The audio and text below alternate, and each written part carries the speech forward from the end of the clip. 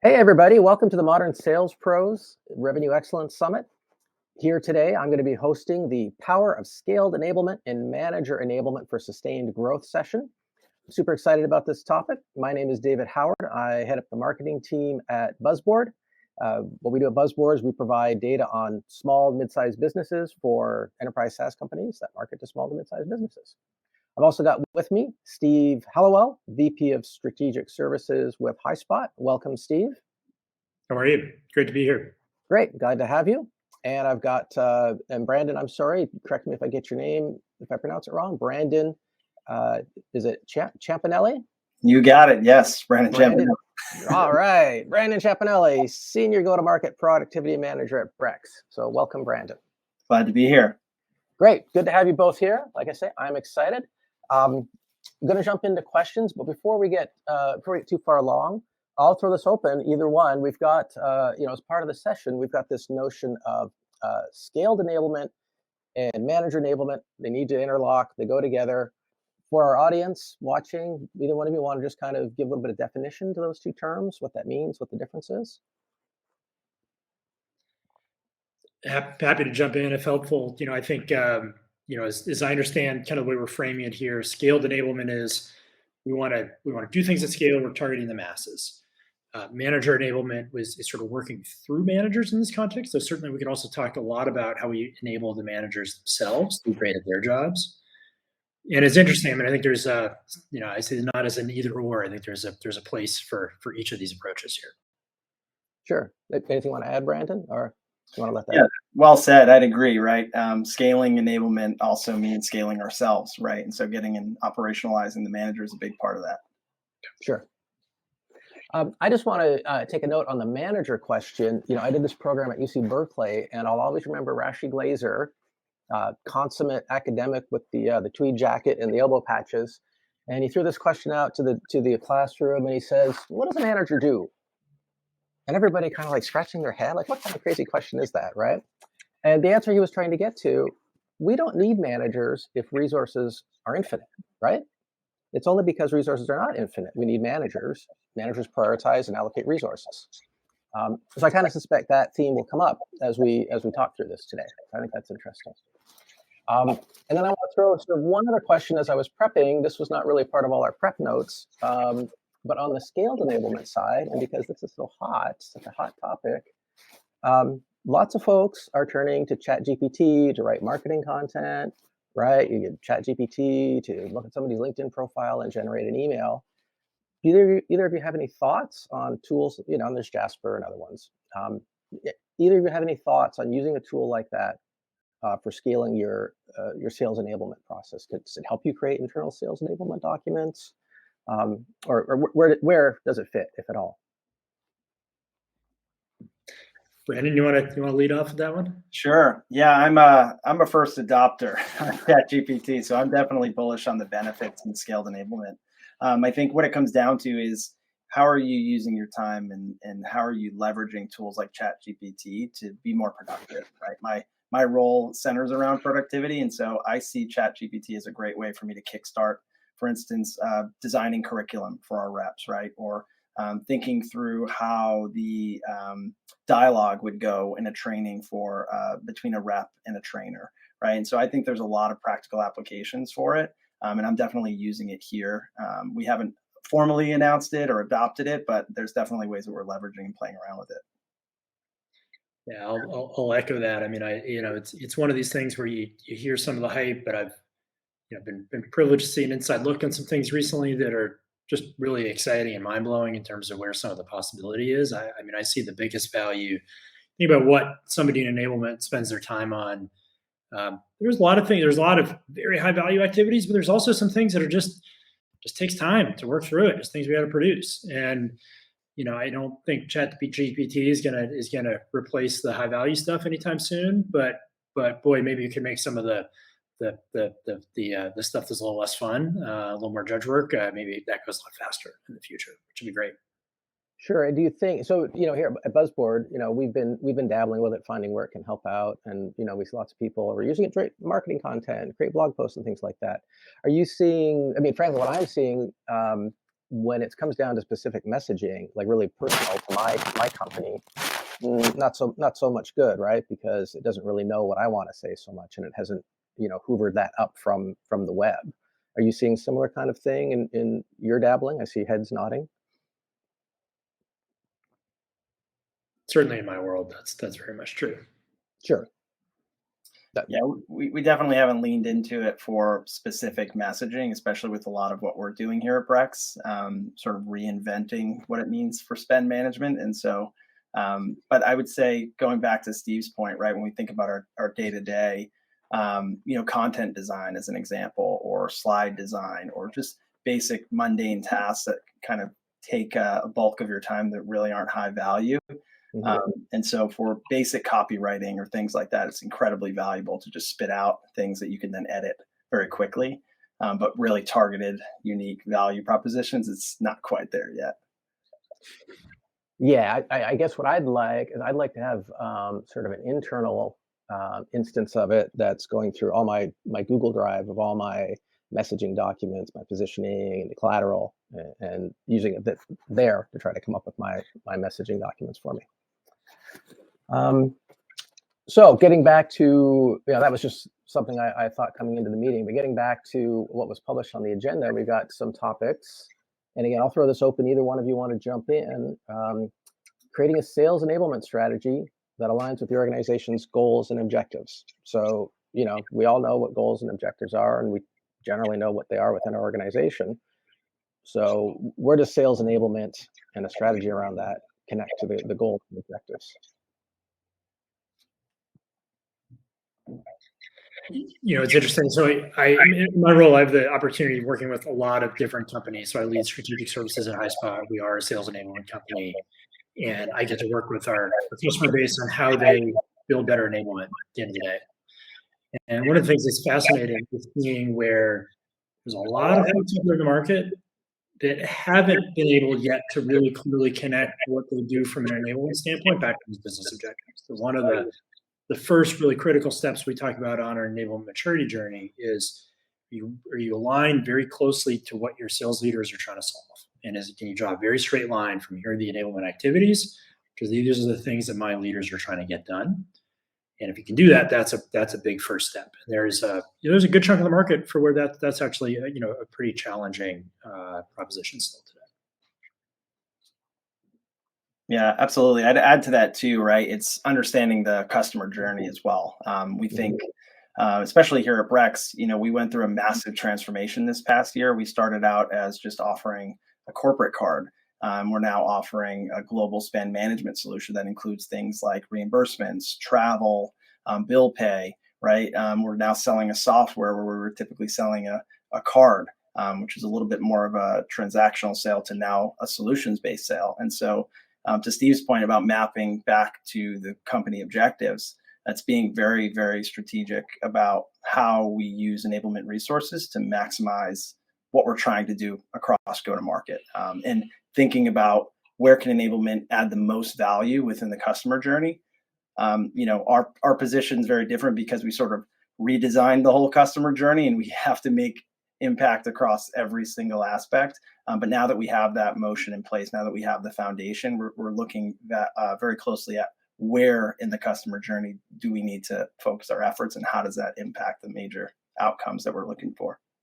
Sure. And I think one of the things that can make this tricky for folks, where you have, there are a lot of companies where enablement team is staffed with fairly junior people. They're given sort of fairly tactical direction. Go build training on this thing. Go help people understand this product.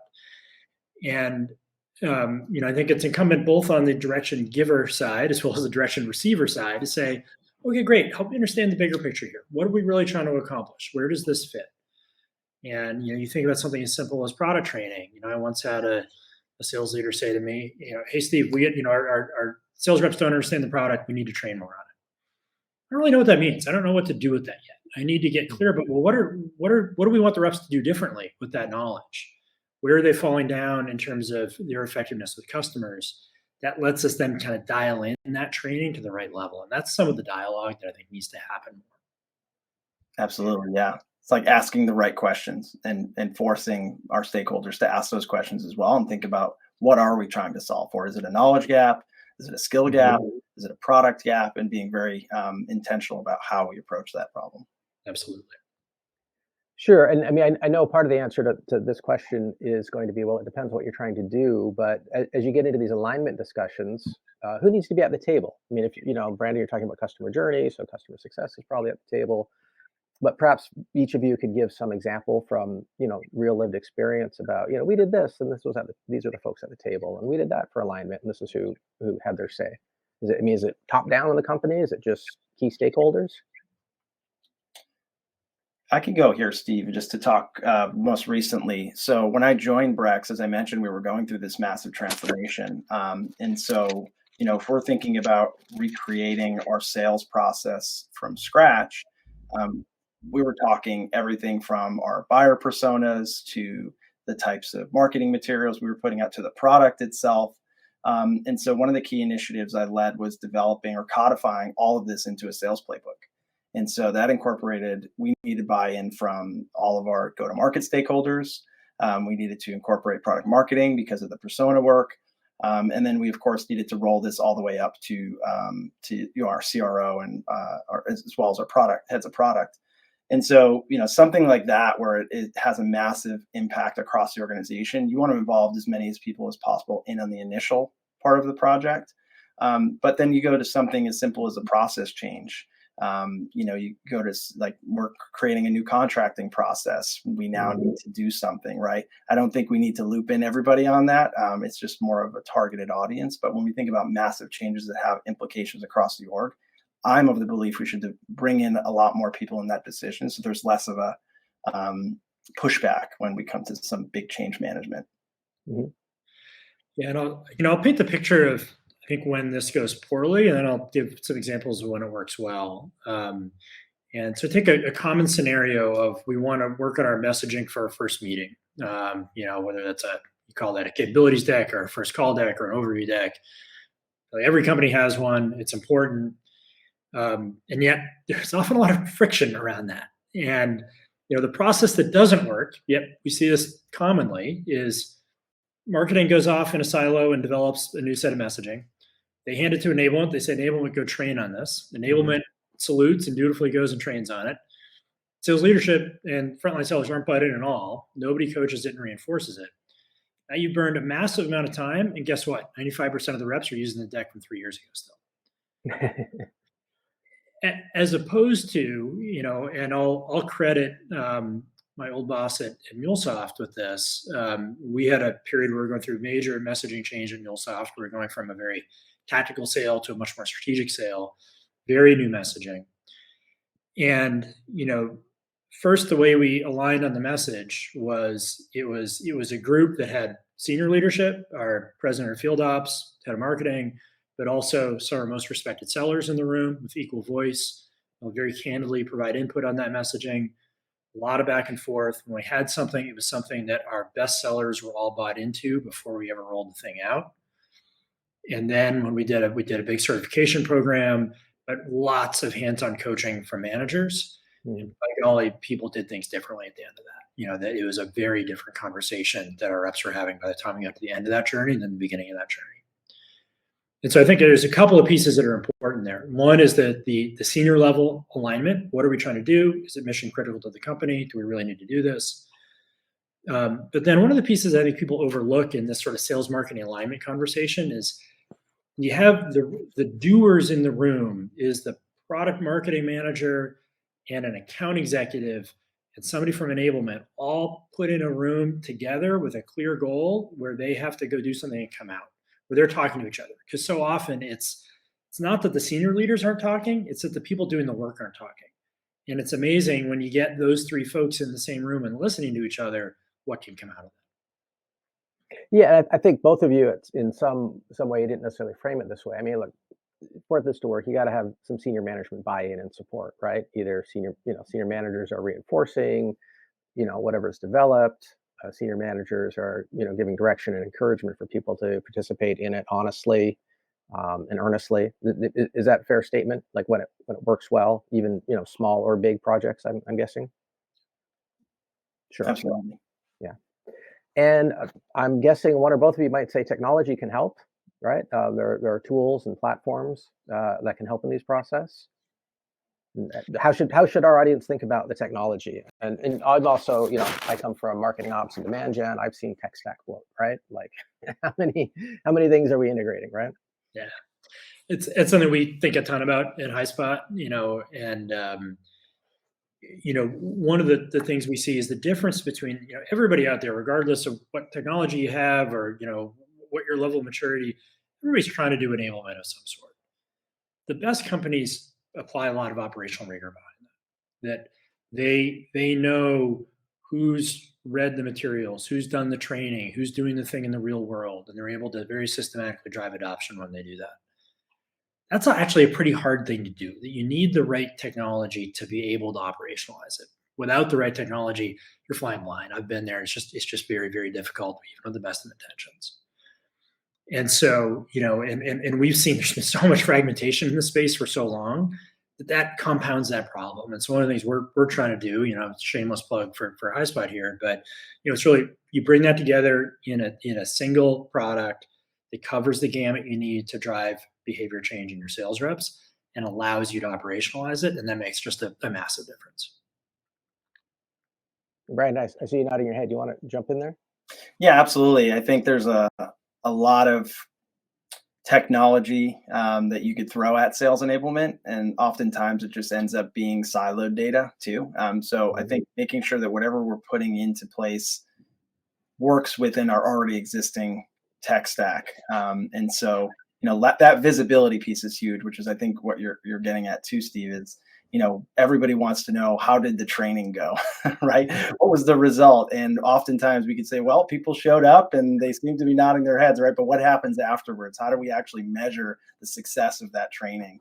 And I see, especially here at Brex, we use a ton of enablement tools to then measure that performance. So for instance, Gong, right? Are we measuring behavior change? Do we want to see how reps are adopting a new sales pitch? Well, we lean into conversational intelligence.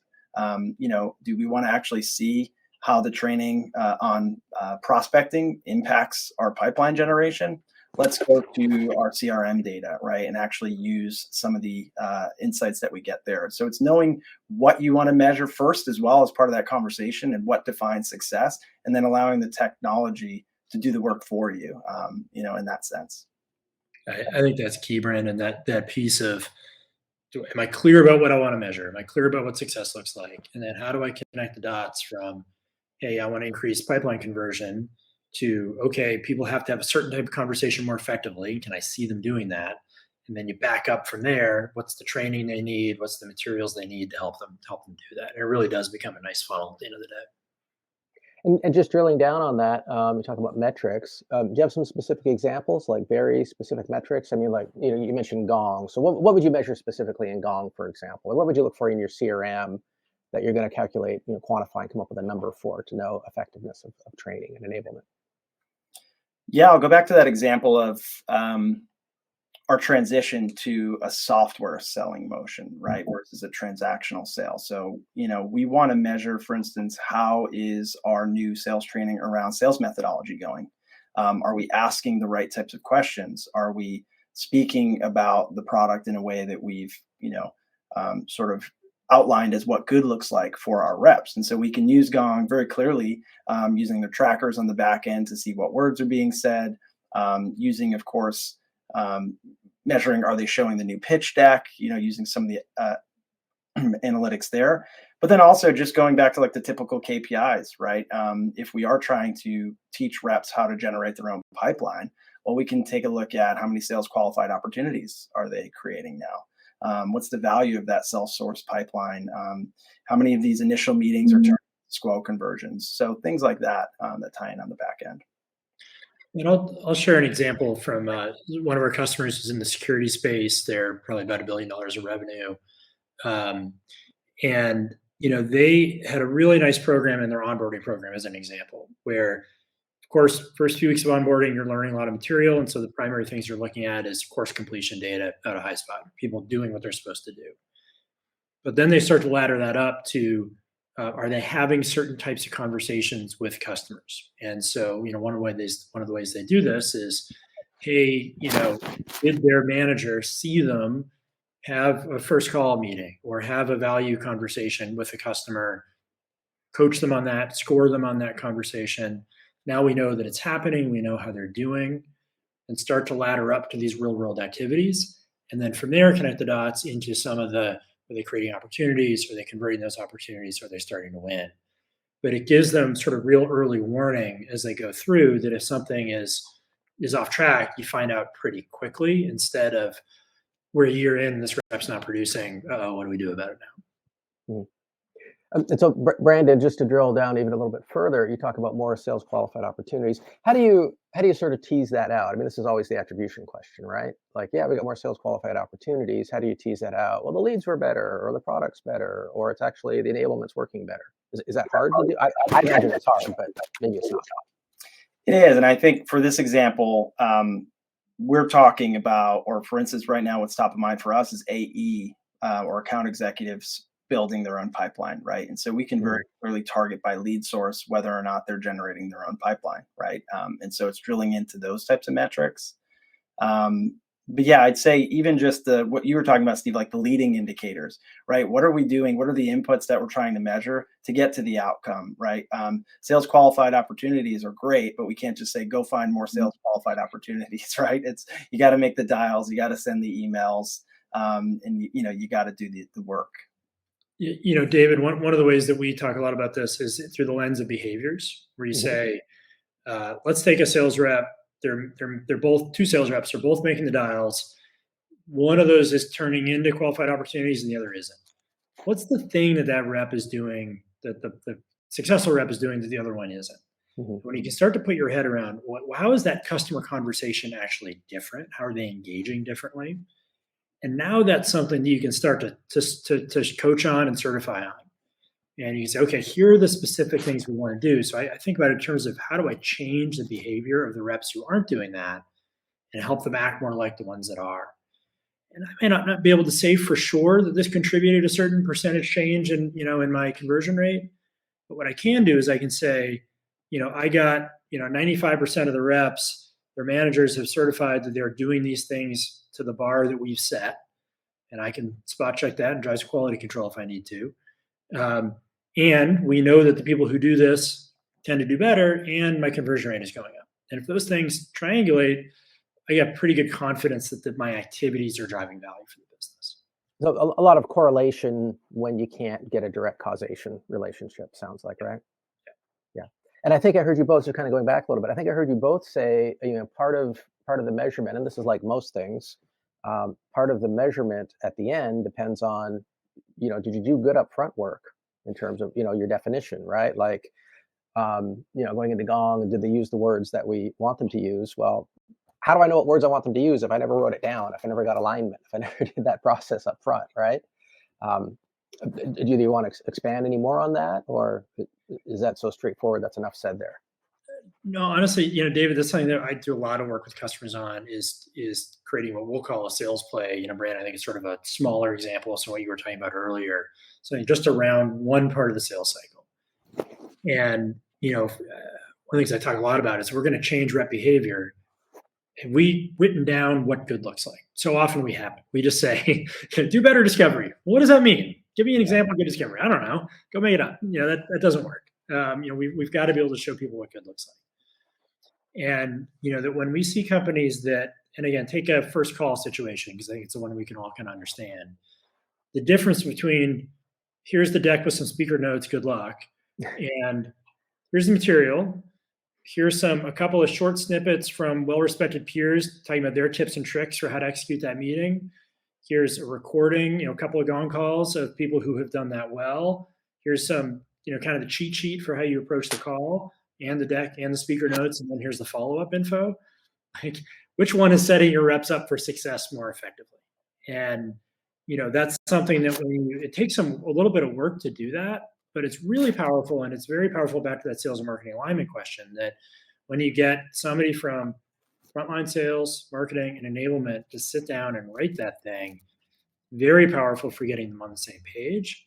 and it provides something you can measure, and you can say, if I launch this, new first call deck, new first call process, only 5% of my team have even looked at the sales play behind that.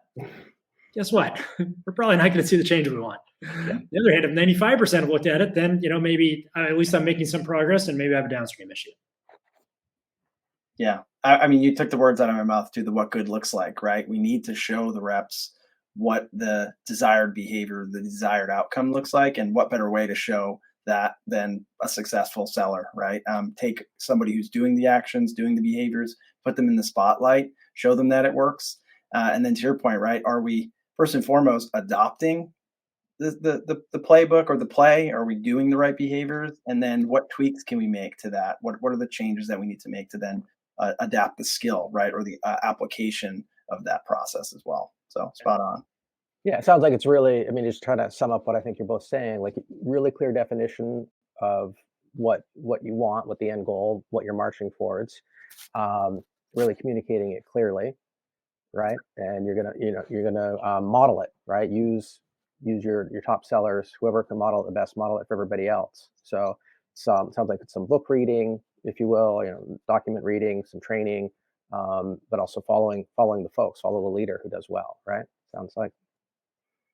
Great. So I'm on that. I'm thinking just switching because we talked about support and coaching, switching on the manager enabling side, and just want to read a little bit of data coming into the session today. I found this Gallup report on state of the American manager. Great managers, and I'm reading, possess a rare combination of 5 talents. They motivate their employees, assert themselves to overcome obstacles, create a culture of accountability, build trusting relationships, make informed, unbiased decisions for the good of the team and company. However, the sought-after talent combination that characterizes great managers, according to Gallup, exists only in about 1 in 10 people. Another 2 in 10 people have some of the talents and can become successful managers with the right coaching or development. So feel free to dispute that from your own experience or agree with it. But I mean, it sounds like to the point, right? The managers, the coaching, the training, the modeling is like, I've got 10 reps, only 2 of them have read the sales playbook. Where do the managers fit into all this? And are there good managers, bad managers in terms of enabling, consumption and adoption of sales enablement tools and techniques? Brandon, you want to take first crack at this one? Yeah. I think for managers, right, it's getting their buy-in and their involvement early in on the process and the change too, being very clear as to if we are, for instance, rolling out a new playbook or, tracking, for instance, AE sourced pipeline. Why are we doing it? How is that going to impact their team, and how is that going to impact them individually, and getting them bought into that process and that change? And then it's removing as many obstacles as you can for them. I look at it as, especially in enablement, when we think about scaling ourselves, managers are the best way to do that. And so if we can ensure that the managers know how to use the tools the right way, they're bought into it, and they're doing it as part of their day-to-day, it just makes whatever change we're trying to drive a lot easier. For instance, with this coaching, talking about coaching, do they know what good coaching looks like? Have we taught them how to do these coaching sessions? And so we recently rolled out something called high impact coaching programs, where we brought our sales managers and our sales reps into a training where we walk them through how we expect gong calls and call reviews to be done, right? And we give the managers the tools and showing them what good looks like, and then allow them to have the authority to run those sessions weekly on their own, right? And so it's showing the managers what good looks like as well, but then giving them the tools that they need and ensuring that they have authority to run it how they would. I get, as I talk to folks in the market, just tons of questions about how do we scale effective coaching. I think this is something that, everybody is trying to get right. Everybody knows is critically important. And I'd say there's relatively few folks out there that are like, yeah, we've got this nailed. Like everybody's really trying to get better at it. I think, Brandon, your principles I thought were spot on, of that it starts with that alignment. Are we all clear about what's important? And guess what? We give our frontline managers usually an awful lot to do. Is coaching a certain thing number 1 on the priority list or number 46 on the priority list? And pretty often we're not that clear about it. We get a lot of number 1s for And as you said, have we shown them how to do it? That's this notion of a sales play. It applies for a rep. Guess what? It applies for a manager just the same way. Where we can build something that says, kind of exactly as you talked about, Brandon, here's how to coach to a specific situation. And I've seen the companies that it's great to do sort of general coaching training. That's helpful and good. And I've seen great value from that. It's even more helpful if you can say, okay, guys, as a company, we're all going to get great at uncovering business pain early in our sales process. And we're going to coach to that. And we're going to create some accountability for doing that runs frontline managers, second line managers, third line managers, right up the stack, and create that focus so people know where to apply those skills. And then if you get really good at that, okay, great, you can go on to the next thing. And I mean, it's kind of an obvious question, but I mean, manager involvement in the sales enablement process and developing the messaging, I presume frontline managers that have been involved in defining the messaging tend to be more engaged and more willing to do the coaching to make it happen, right? Just by virtue of their investment in the process. Yep. Is that, again, that's obvious. And I don't know if you have anything more to say about that, or any horror stories you want to share of, we went out and developed for somebody some sales enablement tools, and we just dumped it to the managers who didn't have a role, and they're like, "This is terrible." I'm sure it happens, right? One thing I'll add too, though, and Steve, you nailed it. And I was laughing. I don't know if you saw me, but we do ask a lot of our managers, right? And so it's also being able to advocate for them in a lot of ways, right?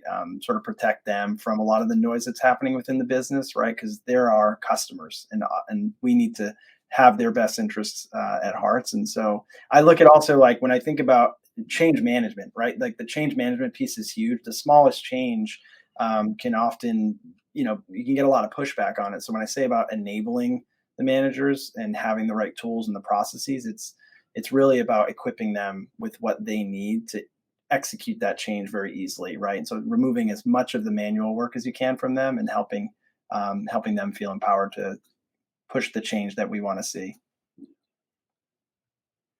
And Steve, you said something I want to come back to a little bit as well. You talked about the priorities as like, coaching or change management priority number one or priority number two. Maybe, both of you can speak about this a little bit. I mean, look, the sales organization, we know what goal number one is, right? That's like, you got revenue, and you got bookings, and you got quota. But, I call them intermediate metrics, right? Like measuring the frontline manager on the coaching in furtherance of achieving those goals. So how do folks figure out where to go with that? So, I mean, I think or implement it, or structure it in their company. I think there's a couple of pieces to this. One, I think there's just creating accountability for effective coaching, period, is very powerful. Something I used at a past company was it was a benchmarking tool that allowed you to sort of AEs, or basically rate their managers in terms of how effective they were as coaches. And we had a high hiring bar. We thought we had a bunch of great managers. There were a lot of managers who thought they were really, really good. Guess what? Some of the feedback and some of those managers was surprising to them, that it wasn't, we weren't as good as they thought they were. Their team was telling them they weren't as good as they thought they were. And, to the manager's credit, almost all of them took that as, I'm going to go fix this. That it was the first time that they were able to sort of have that mirror held up and like, whoa, I'm not doing for my team what I need to. I want to get better at this. And so that was a really, I think so much of being a great coach is not so much the, I don't know how to do it. It's the focus, and I'm going to be open, and I'm going to go learn. And I think just that sort of, okay, I recognize that I need to do something about this, and now I can apply myself to that, made a huge difference. But I think back to the company priorities thing, a company that has, we're trying to sell more. If we have 18 different things we're trying to do to sell better, good luck getting any one of those things to actually work. You say, okay, we have 2 things or 1 thing we're going to try to do to sell better, and we get better at that. Then we'll go to number 2, then we'll go to number 3, then we'll go to number 4. I see a lot of companies that they start a process, they start doing some work, and they confuse the heck out of their reps. And then before the reps have gotten good at the new thing, they go to the next thing. And then they go to the next thing, and then they go to the next thing before they get any value out of that training and that enablement. And so being able to, yep, I know there's a lot we're trying to do. We're going to slow down. We're going to do one thing. We're going to do it well. We're going to follow all the way through. We're going to make sure people get really good at this. And then we'll move on. It's much more productive. Mm-hmm. Mm-hmm. You want to add something, Brandon? No, I totally agree. I think that goes back to that, removing the noise, right, and keeping them narrowly focused on the task at hand. So yeah, no, well said. Yeah, so something just on that note, I mean, a tool that everybody I work with, they always laugh at me because I like to produce these histograms all the time, right? And I'll take data and I'll count the instance of whatever I'm talking about. And then I'll plot it on a histogram. I'll say this campaign showed up in 20 opportunities and this one showed up in 10.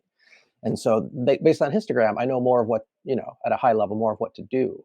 I mean, so it sounds like in terms of measurement and metrics, manager enablement, scaled enablement, can I count the frequency with which, I don't know, the rep says the right thing, says the words they're supposed to use? And then can I count the lack of frequency? And then I can plot it, and then I've got a visual representation. And then Steve, to your point, like, maybe I've got 10 bars on my histogram, but I'm just going to start at the top one, right? The most frequent occurrence of the problem. And I'm going to nail that one until the next measurement eliminates that bar. So I don't know. I hope that's helpful for the audience. That's kind of the way I like to think about these sorts of things. And then, the last issue down at the bottom bar with only one instance of it, like I'll get there someday. I'm focusing on the big ones right now. All right. So I'm also watching the clock. We're coming up towards the end.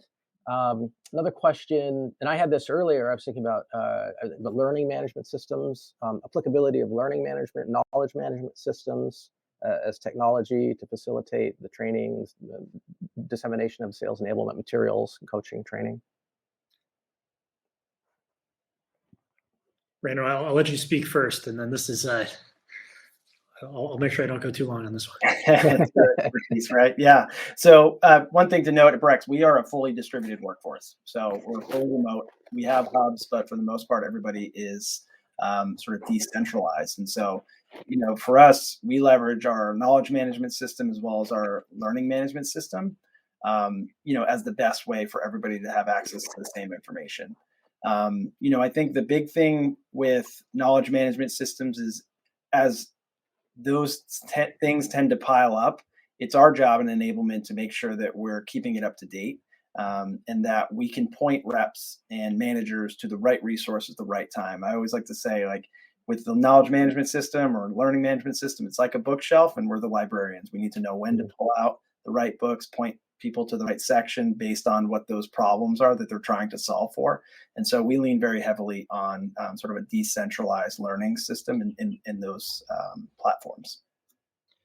So, HighSpot provides the functions, a lot of what you would associate with both learning management and knowledge management. So it's where salespeople get their content, get context on how to use that content, and also do their training. And we've tried to really be very careful about designing for a sales rep. I think we've all worked with those systems that are not good to work with and are not aligned to what a sales rep needs. And it's important that when a salesperson comes into the system, they find stuff that is relevant to them in a way that is relevant. It's funny, sometimes we have customers that, love using the software. They say, hey, can I go extend this to other departments in my business? We'll often sort of caution them, like, you can do it if you want, but beware, because then there's greater risk that it kind of becomes everybody's dumping ground, versus something that is really fit for purpose for salespeople. And I think you find that on the learning side as well, that when you have activities, role plays, et cetera, that are really optimized for the way a salesperson is going to do it, and that gives them hands-on real world practice versus just kind of mindlessly clicking through, boring videos, that's not good either. And so when you combine that with the metrics on the back end, that again are very aligned to how do I drive behavior change? How do I do that in a concerted way? We think about equipping, training, coaching. You have the content, we're giving people the training and the practice, and then they're getting the real world practice and coaching from their managers. You got to bring those things together. And as we talked earlier, you don't want to be doing that across 8 different systems. You want one that works. And what do you think about, using the bookshelf analogy? The books sit on the shelf for a long time. They start to get dusty, time to go blow off the dust. What do you see works best? Is it like, put something on the calendar for every 6 months? You're going to go and refresh? Or, I mean, people just tend to let stuff languish until suddenly there's a crisis and like, oh my gosh, we got to update everything. What works best for keeping the books fresh and updated? We've got a whole set of capabilities and best practices in our system for helping people. We call it content governance. And there are some very simple things you can do, as you said, like setting expiration dates, knowing who's responsible for a certain item. But we also have things where if you open up a section of our product, you're looking at sort of a page, you can say, okay, which of these items weren't used in the last 90 days?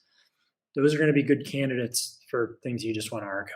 And it's, most people's environments, guess what? 20% of the content is driving, 80, 90% of the views. There's often a lot of stuff nobody's looking at. Well, if they haven't looked at it in a year, probably you can get rid of it and everybody's going to be better off. Mm-hmm. Yeah, well said. I think the big problem is those things can grow very quickly. When everybody starts dumping into it. And so it's having the right sort of taxonomy or whatever you're using to organize it to then make it really, first of all, simple for the reps to go in and find what they're looking for, because they might not be using it because they might not know it exists, right?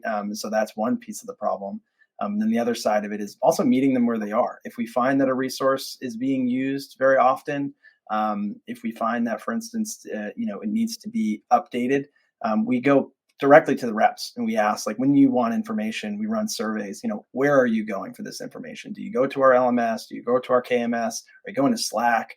Where do you want this information to be surfaced? And just ensuring we're meeting them where they are as well. Sure. That's one of the really cool things when you start to get usage data on your content, which can be really eye-opening for some product marketers the first time they really can measure and track how many views, internal views does something have, how is it being received externally, how long are people looking at it, how long are they looking at different pieces, different pages, that it allows the product marketing team to say, okay, these are the things that are really resonating. I'm going to go double down my investment in those. Yep. All this other stuff that somebody is asking me for, but guess what? Nobody's ever used the darn thing. I'm going to stop doing that because I didn't really want to in the first place. And now I've got good data that says that's not the best use of my time. Just look at the clock. We're going to have to wrap up in a second. I got one question. I think folks watching now might be thinking, well, we talk a lot about sales reps. Does it matter if an AE versus an SDR? Are there any differences there? In my experience, selling SaaS technology, the AEs tend to be, older folks, lots of experience, wizened. A lot of SDRs are like younger folks, right? Fresh out of college, and they aspire to be AEs. Do you do anything different? Does anything play different for those demographics? Typical AE, typical SDR? Does it all amount to the same? Or for the function, right? SDRs are often, openers. They're doing cold call downs, trying to get an initial meeting. Yeah, I think it goes back to, at least for us, how we approach it is where do they sit in the customer journey? And then what type of content is going to be helpful for them, or what type of training is going to be helpful for them to get their customer from this part of from the entry criteria, we call it, to the exit criteria of their customer journey. And so one of the things about SDRs is oftentimes they're fresh out of college, they're new to sales, so they're hungry, they have that growth mindset. I would say a big difference when you get into speaking with AEs and then even managers is there's a lot of, don't want to call it baggage, but they're older, they're tenured, they typically have what works well for them. So the change management piece is something you have to be really thoughtful about, because good reps have their process down. And when we disrupt that process or we try to change that, we really need to ensure that we're doing that thoughtfully, because they have much more, I would say they're much more resistant to that change than we typically see on the SDR side. But I don't know if their groove is deeper. Exactly. Yeah. Sure. Exactly. Yeah. And I think one way you can frame that is, that the SDRs will often be hungry for and want a lot of structure. And that's really critical. On the AE side, over-structure at your peril. You want to make sure you're respecting their intelligence, you're respecting their experience. Right. You're giving them some flexibility. They're like, I know this stuff. Don't make them slog through something that they know and they can demonstrate that they know. Now, other things, sometimes you have to open their eyes that they don't actually know it, and we got to go invest, and that's okay too. Sure. Well, guys, thanks. I think we're at the end. I want to give each of you a chance to name, whatever you think the most important takeaway is our audience should leave with today, from each of you. Now, Steve, go ahead. Yeah, I miss David. Thank you for hosting. It was a lot of fun, and Brandon, it's just fun getting to know you, and it seems like some shared perspectives, which I appreciate. I guess the thing I'd focus on is we're talking about showcasing what good looks like, and whether that's for your reps, whether that's for your managers. But if there's something you want your team to do you have those examples you can point to of what good looks like? And then can you easily get that in front of your team or not and know if they're using it? Mm-hmm. Yeah, and I'll echo that. Really enjoy the conversation. I think for me too, one of the things that I try to keep in mind is that when we want to scale ourselves, a lot of it is about creating the environment, right? So it's fostering a culture of continuous coaching and feedback and creating opportunities for reps to share their best practices or managers to share best practices with managers. And so they're not always coming to us asking for what good looks like. They're the ones who are bubbling that up to us because of the culture you create. And so being very intentional to foster that. Love that. Great. Well, thank you both. I want to thank Brandon Ciampinelli from Brex, Steve Hollowell with HighSpot, and want to encourage everybody to stay tuned for the next session coming up in the Modern Sales Pros Revenue Excellence Summit. Thanks so much, everybody. Thanks, guys. Thanks, guys. Thanks all.